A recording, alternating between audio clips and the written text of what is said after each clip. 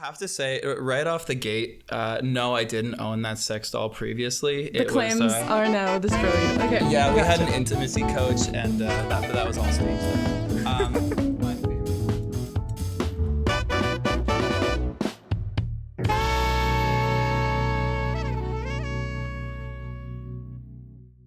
Welcome back to another episode of the Tiny Mic Sessions. The Tiny Mic Sessions are a new series of interviews where I take my tiny mics and I go all around Montreal to meet your future favorite musicians and their future favorite industry professionals. And so today I have the pleasure of being joined by Sir Louie and Jessie Ray James. Welcome, guys. Thank you guys for being here. Thanks for thank you for being had. Well, yeah, you're welcome. You're absolutely welcome. We're here in your wonderful home with your beautiful grass wall, Christmas themed, just for the occasion. And I want to talk to you about a bunch of things, notably Mamacita, which is my personal favorite of your releases. But also, I want to talk about how you grew up and also about your music videos. So I feel like your music videos seem to be like a vital part of your creative process. Which one was your favorite to make, and did you own that sex doll previously? Oh, cut. I'd have to say, right off the gate, no, I didn't own that sex doll previously. The claims are now destroyed. Okay. Yeah, we had an intimacy coach, and that was all staged though. My favorite one to make, honestly, would have to be Mamacita. Just like the music videos that we do, or at least for me, are very much just like a reflection of my life, what I like to do. I'm just like running around the city making music and having fun with my homies, and that's like exactly what the video was for Mamacita. Exactly. Yeah. So that was the filming process was your favorite.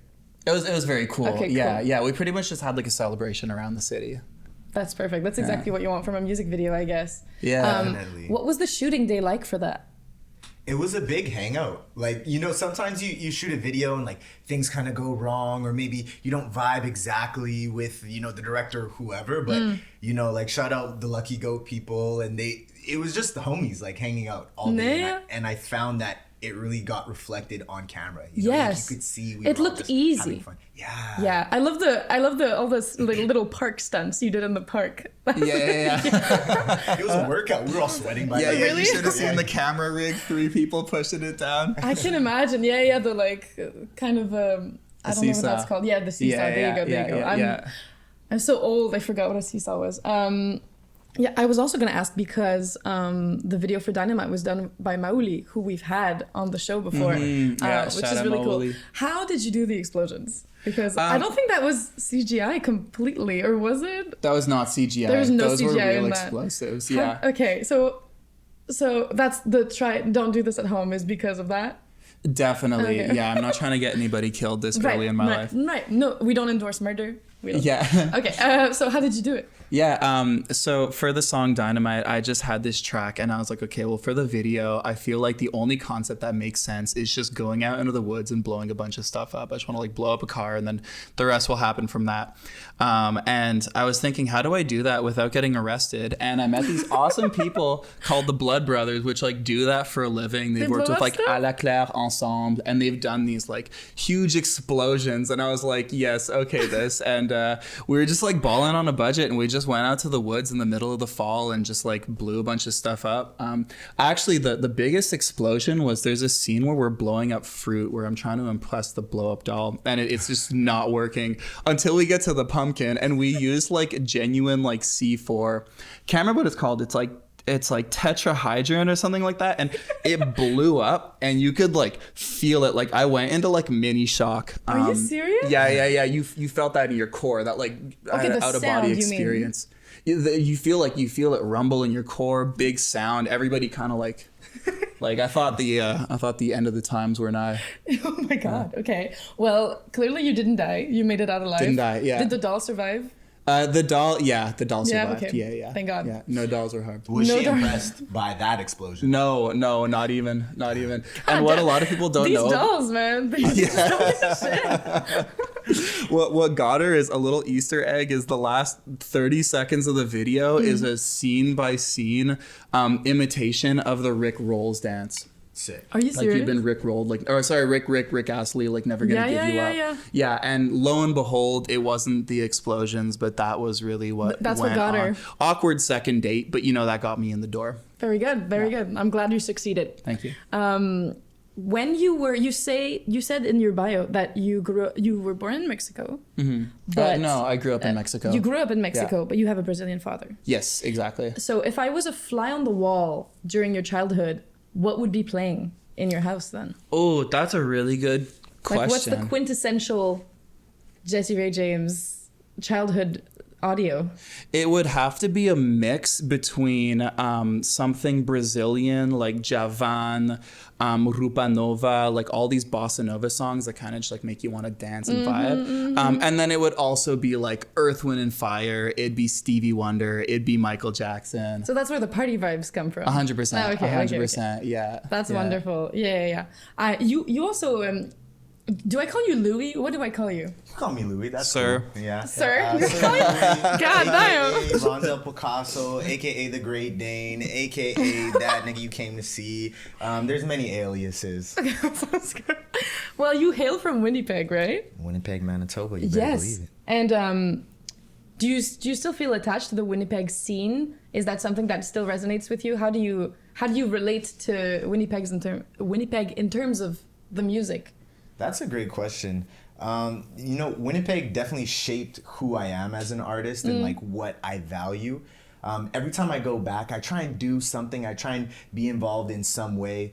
There's a studio out there called Control Space Records. So I did a little like showcase for them. They've been doing the showcase series for a few, like almost months now. But the first one they did happened to be featuring me. So I was very happy to still be involved in some way. But I guess I feel like a proud uncle, like now when I look at the Winnipeg scene, because I'm not quite involved in what's going on a day-to-day there, but it's still all the homies who are still there making music, who are doing shows and stuff. So I get to kind of look back and see how it's grown in, the 5 years that I've been away. So that has been very cool. Oh, that's awesome. And what do you feel they need? What do they need in Winnipeg to be able to grow their music scene more? Do you feel like, I feel like probably from being here, you have an idea of what needs to be brought there to help them out. Yeah, you know what? They just need eyeballs, man. Like they need people with money and with like the ability to pour back into our scene. I say it all the time. I think Winnipeg is the most densely talented community of artists in all of Canada. I really, really believe this. Like we're literally so small. everyone I've met from Winnipeg Very is true. absolutely based. Yeah, like they're man. good. We're sick over there, but we're a very small community, and there's not a lot of opportunities. There's not a lot of big names that come through, and we might have one show a month that you can get on that bill and open up for them and kind of increase your audience or get more eyes on you. And one show a month for an entire community of creators is not enough. You know what I mean? At least from a hip hop standpoint. Yeah. So that's what we need. We just need more people, more size, more eyeballs, more, just infrastructure, I guess I would say, because we're ready. You know what I mean? It's like if Michael Jordan never got discovered and he's just there hooping at the local park, just being Michael Jordan. You know what I mean? Sick, somebody find him. Yeah, somebody get him into the fucking court. Yeah. Okay. Totally, well, so. that's. I hope they get it. I hope they get the eyeballs. Yeah, they definitely. deserve it. And it's growing, and I've seen the difference, even since I've been away. So it's growing, but we definitely need more, and it'll get there eventually. Absolutely. I want to talk about Mamacita because it's just an absolute banger, and it's gotten radio time. It's gotten 90K total streams or something. It's doing really well. So good. Can you let us into how the song came together, and also how did you promote it? How did you put it out so that people are able to get eyeballs? You know what I mean? Okay. Because it's not that easy, Facts. Yeah. So how did that happen? Yeah, absolutely. So first things first, the actual story of the song was a very full circle moment for me. Is essentially, okay, so when I was growing up in Mexico, essentially I'd be on the couch and we'd be watching the TV, and you're in Mexico and there's these pretty ladies talking about the news and doing the weather and so on and so forth. And my dad would go, "Jesse, Mamacita. And allegedly, the first word that I ever said was Mamacita. There's no way. Allegedly, but that's what the higher up said. I literally can't. It was you. I can't even contradict you. So sure, okay, great. Sure That's enough. a lot of syllables. I'm proud of you. I know, right? Yeah, I should have been a scholar. Fast forward how many ever years later, I'm in Mexico City, and I was working on a lot of kind of like hip-hop-y stuff, you know, like a lot of 808s. And just being in Mexico City, you hear like mariachi, you hear salsa, you hear a lot of like Spanish, very dancing music. And I thought, what a cool idea to mix the two cultures together. And I had this awesome hook for it. And actually, that was really the first time that Louie and I came together. And I was like, bro, I feel like you could just spit some straight gas on this. And he did. And he did. And yeah, man came and we're through grateful for for sure. it. Yeah, and it was just like a very full circle moment doing that. And for the song itself. Yeah. That's wonderful. Okay, Yeah. great. Yeah, and once you have the finished product, you have the gas, you have the Mamacita, you have the track. How did it go for you to like pitch it out? Did you like pitch it to people? Did you pitch it to playlists? How does that work for you guys? Absolutely, yes, a really good question. Like we were pretty obsessive about it, did a bunch of different reels, like especially we got together and just like got up on his roof and got this like sick looking visual, snipped up the music video a couple of times to be able to post. I think like we went to like a taco restaurant, we had like a fun little like mise en scène, so just kind of like bringing it to life a little bit more is a really big part of it. Otherwise, like playlisting, like YouTube campaigns, not to get too technical with it, but like funnels, understanding target audiences. Like what a lot of people don't see is they think that it is, oh, I've got the best song ever, I'm gonna put it out, and then they put it out and then it kind of just fizzles out. But like, I don't know, there's like 100,000 songs that get dropped every day, so there's more to it. You know, there's like a great artwork, there's good storytelling behind it. What you do with it live, you know. Yes. Yeah, the song really lives on, and with how quickly things move, it's easy to feel like after 3 months your song is like null and void. But just to like keep rocking with it, and I've seen songs that have like become massive like a year, 2 years after they were released. Even like Bohemian Rhapsody getting released like 6-7 times before it actually picked up. Like there is, yeah, there is life just after the fact, though. As much as it feels like the world has moved on, just like keep rocking with it. You'd be so surprised where it can go. Yeah, that's actually an amazing answer. Thank you. Thank you. Okay, I'm gonna switch vibes a little bit here. Okay. You seem to keep your music consistently like upbeat and like happy and party going. Have you always been like that, or is happiness more of like a rebellious act in your case? That's a really good question. Because it could be both. It can be both. I'm a very positive, optimistic, outgoing, extroverted person.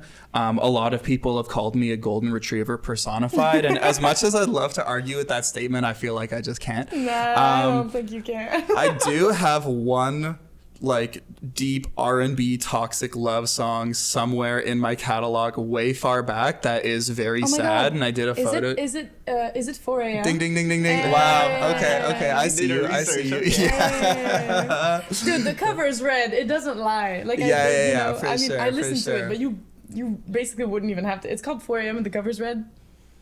You know what I mean? But Jesse, you should tell her what you did musically before you got into the R&B and the hip hop. 100%. What happened? What was it? I'm assuming we're going to be on the same page here. But essentially, I grew up, I've got a family of musicians. I play music with my family. I play music with my sister. Last night, I was playing guitar while my mom was playing flute. My sister was singing before my mom went off to Mexico. And it was like, it's very much just like in my core, it's in my circle. It's like my identity and my family's identity. So even prior to that, so I play in a duo also called Just Costa with my sister. Shout out Juliana's my best friend, it's my confidant right there. Yeah. And you know what? Actually, the pandemic hit, and right before lockdown, we shot this music video for this song called Peachy.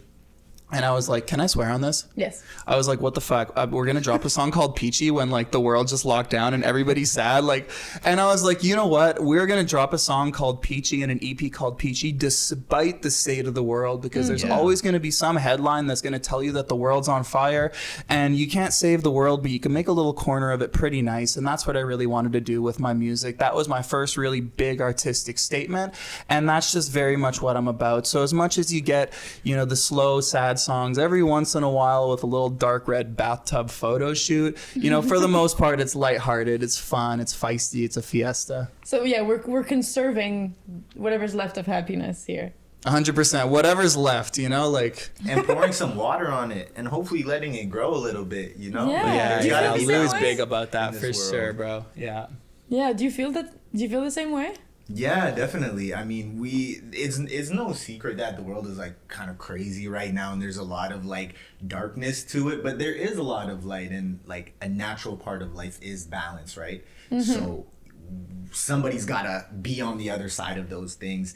And I think listening to, you know, Jesse's music, you listen to my music, it does feel like it naturally comes from us. Like, you know, I feel very naturally that we make happy songs and songs that want to get you moving and smiling. So why not make that? Like, why feel that need to do the trend of the world? You know what I mean? Yeah. You can just have your own thing going.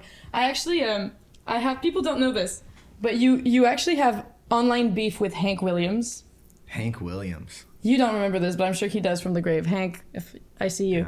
This is a Nardwuar there's an interview of you floating online where you listen to a Hank Williams song called "So Lonesome I Could Cry." Holy. And you, I really you, want Nardwuar moment. sir, That's crazy. you roast the absolute shit out of Hank Williams. Yeah. Hold on, let me fix this. No, Hank Williams. You absolutely roast Hank Williams. You said, I quote, he's painting a picture that the world is so sad because he's sad.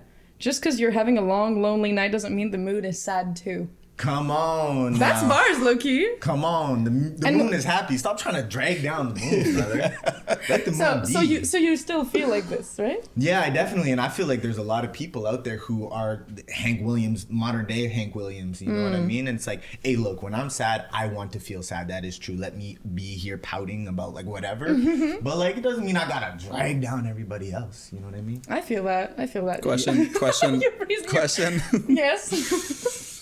Who's Hank Williams? He's a country singer and guitar player. Is he the from one way that, back when. that died in the rodeo at 25? See, I know a lot of things, but I don't know all the things, so I can't tell you. We're gonna have to. Anyways, I'll put it down on the continue. screen right Yeah. here. Did he die in the rodeo? Nope, he did not die in You'll the rodeo. know. We don't, but you will. That was a wonderful answer. Thank you. I also wanted to. I have one more question for you, and then I have a question for both of y'all, and then we're gonna wrap it up with a live performance. Is that true? Let's go. Yeah. Okay, great. like that. So I wanted to ask you. You also quote like Malcolm X, Bob Marley, Kanye West as inspirations. Yes. What is it about them that you hope to transpire through your music for people to hear? Like, what is it about them that you keep? Yeah, I think the common thread throughout all of them is that they stand for what they believe in, despite what people might say about them in the moment. And I think, you know, something you could say, like, the truth always comes out. You know what I mean? And if you speak your truth in the moment, sometimes people might not agree with you, but as time goes on, they're gonna look back and be like, you know what? Actually, hey, they were right. You know what I mean? And They were speaking their truth in the moment. Yeah, exactly. And you have to respect that. So at least I respect that when I look at those guys. So that's something definitely that I try and bring forward in my music. Like, it's a reflection of how I see the world, how I feel, or maybe something that like a younger me needed to hear. Yeah. And that's what I'm gonna put in my music, because I know there is like a little youth out there somewhere who needs to hear that, you know? Absolutely. Paula Yeah, all that's day, wonderful. bro. Yeah, Paula. Shout out Paula. So going off of this, what is the stuff that, because we're like, this is going to come out soon, but right now we're at the very beginning of 2025. What's the stuff that you want to see happen for your music and for your music in 2025? What do you want? I want to be on bigger stages. Like, I want to have more people hear what I got to say. Like the live aspect of music is something that's very big for me. You know, I say, like, I feel like we're modern day shamans when we're on stage, us as musicians. You get up there, and I think Jesse can say the same thing. It's like a spirit takes over you when you're just in the moment, you're in the heat, and you've probably felt that as well. I love it. And so It's a rush. yeah, man, it's like a drug that you can't get anywhere else. You know what I mean? So yeah, I want more of that for me, for my friends, and you know, my colleagues. Absolutely. Do you feel like your performance when you record versus when you're emceeing live is different, or is it like basically the same? Yeah, no, that's a great question. It is different. And I find that every time I'm in the booth, I'm always trying to get to where I'm at when I'm on stage. Like, I'm in the booth. It's so hard to, there's nobody that, I mean, there's people there, but it's not, I get you. And And it's like imagining that and it's there's the people eighth there. take of the same fucking yeah, and you're like, God damn it, I'm not feeling the yeah anymore, you know, like yeah. And there's something to be said about, like, there's a lot of rappers nowadays who will just get out there and like freestyle on the track. And you know, some people are like, oh bro, like you're not really trying and it's very sloppy. But it also, they're catching something kind of magic when they're freestyling these tracks, when they're punching in all of their verses. It's a certain magic that you capture in the moment. Someone like You only Lil get that Wayne, shit on right? the first take. Yeah, facts. Yeah. So, you know, I kind of get it. I'm a very, like, write in my notebook, write on my phone, and then like spit a verse kind of guy. But there is a certain magic when you can capture that first take and you're like, yes, that's the one. I agree. So true. Yeah. What do you want to do in 2025? In 2025, awesome answer, by the way. Hell yeah, bro. Yeah. That's what's up, seriously. Thank you, sir. Real quick. Sorry, I had to do it one time. Go ahead. My big thing in 2025, so I was working on a project that at the time really felt like me and made sense, and I definitely had just like a big kind of like wake up moment. And the big thing about that was I really started channeling my Brazilian side. And this is actually the first time that I'm actually even mentioning this, other than to like my close friends. But it started with a project that was going to be called Loverboy, or Default Loverboy, and at one point it made sense, but really what feels like it makes more sense now is the Samba Boy. And it's gonna be Samba Boy because you know, my dad came up from Brazil without a pot to piss in, and he just came with his guitar and his voice, and it brought him the life and his dreams and everything that he could have asked for. And I feel like music has done the exact same thing for me with my friends, in my community, you know, with the people that are on the stage with you. And I feel so connected to it because it channels my Brazilian side, because, you know, my dad was my best friend. I absolutely loved him. Total musical inspiration. So I'm cooking on these Brazilian songs, and halfway through I just got to stop the session because I start crying or because I start laughing like an idiot, or doing both at the same time. And I've never connected to songs in that way, and I've never been so excited for something musically and artistically that's going to see the light from me. So that's what 2025's got in That's store. so exciting. Yeah, let's go. Thank you for like Yeah. thank you for getting to that and putting it out, because that's tough. When you touch real authenticity, it's hard. It's personal as hell. And it takes a lot of balls to be able to be like, this is actually me, and you're actually like gonna get to see it. And you know, I love the world, but the world is hard out there. So yeah, thank you guys both for being like authentically yourselves in your music. We need that. We really need that, because there's so many unauthentic fucking bot music bot musicians. Yeah. And AI nowadays, like literal bot music. out I know there there's quite nowadays. literally bot music is like out there. It's out there, and people don't notice because they're not necessarily, they're looking for something to put on while cooking sometimes, you know. They won't notice, but we do. So on behalf of whoever's listening, thank you. I want to close off with a little thing. You want to play a little thing? Got a little something, You want something to play for a little you. thing? Okay, I'm gonna reset the cameras and then we're gonna play a little thing. Okay. Cool? Yeah. Cool. See you after the little thing.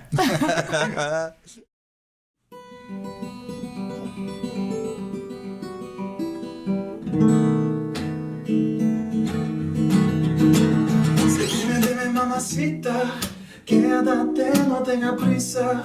Work of art, Mona Lisa. Spice of life, I'd never leave ya. Dime, mamacita, quédate, no tenga prisa. Work of art, my baby Frida. Spice of life, Said dime, mamacita, don't you know I need you? Kisses taste like candy, I could be the one to treat you. Love is like a drug and I think I need a re-up. Let's catch a flight, spend a couple nights in Ibiza. Met a pretty bitty, skin color like coca. Waist on Flacco, but her ass on Doja. Always down to ride, she gon' do it how I say so. Shorty got her own brand, she come queso. Looking like an angel, think I see a halo. Matching Cartier frames every time we lay low. She don't take my pesos, she just give me pesos. When I catch my flight home, you promise we don't stay close. Dime, mamacita, quédate, no tenga prisa. Work of art, my Mona Lisa. Spice of life, I never leave ya. Say dime, mamacita, quédate, no tenga prisa. Work of art, my baby Frida. Spice of life, I never leave ya. Say dime, mamacita. You know she loving on me. She put her loving on me. Yeah, she do. She'll never leave me lonely. Never. Look. Verse number 2, you know we back in it. That's Salsa Caliente, baby, put your back in it. Never slack, we on the fast track to bad riches. Don't go back on our word, that's bad business. From the 514 to the +52. I'ma book me a flight just to come see you. I need to see you ahora. Let's rendezvous, my little Spanish amor. I love the way that you move. Miss Salsa Caliente, bebedero. I wanna live with you sipping on Modelos. Domingo lo pasamos en la playa. Y tu booty la montaña Himalaya. Look, left foot and right foot, we doing the tango. This drink got me feeling unchained like I'm Django. Life is a movie and I'm Marlon Brando. Jesse Ray James sing that hook like in Canto. Quédate, no tenga prisa. Work of art, my Mona Lisa. Spice of life, I never leave ya.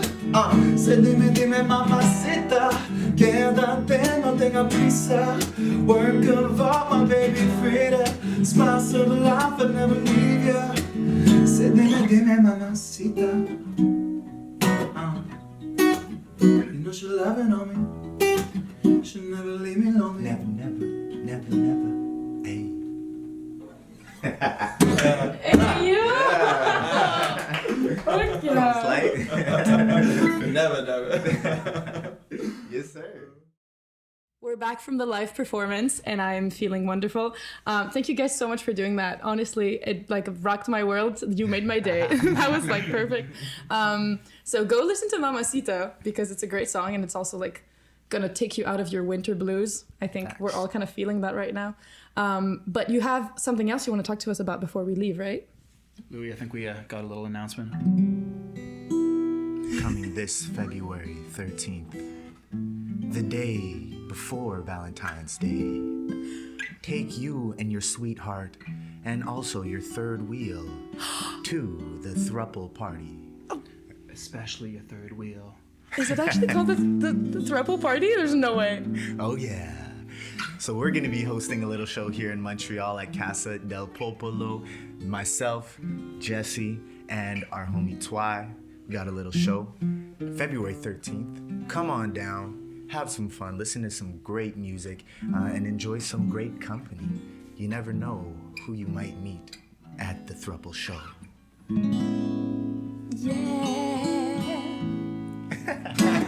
Wonderful. See you guys there. That's gonna be a great time. Thank you guys so much. Have a great day. Thank you guys. I'll see you guys for the next Tiny Mic session. Ciao.